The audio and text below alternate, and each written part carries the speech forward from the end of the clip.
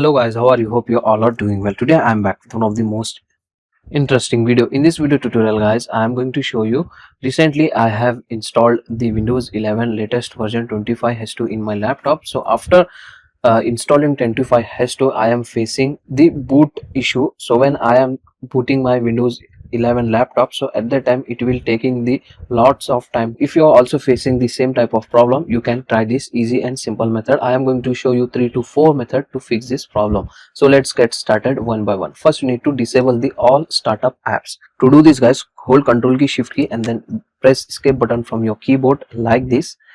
And here from the left panel, open the startup apps, and here right click on apps, find out the app and disable the all startup apps from here. Okay, one by one. After doing this guys, you can close the task manager. Now you can try the next method. Now you need to enable the fast startup on your PC. Okay, to do this guys, press Windows key button and here you need to search control panel and open it. Okay, like this. In the control panel, go to power option like this, and from the left panel here you need to select choose what power button do. So just click on change setting that are currently unavailable like this.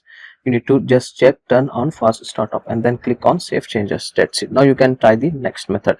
Now you need to update the all pending driver. To do this guys, first you need to open the device manager on your PC, and from here you need to update your driver. Especially I will recommend you to update your display driver. Okay, so just right click on display adapters, select it and update it.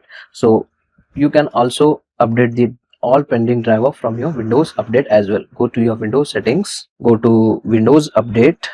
From here click on check for updates and update it. Okay, after updating, go to advanced option, go to optional updates, go to driver updates and select the all pending drivers and then click on download and install. After doing this all thing, now it will definitely speed up your Windows 11 boot time in Windows 11 25H2. So that's for today guys, the short and simple video. If you enjoy our video, please guys like, share and subscribe to our channel. Thank you very much.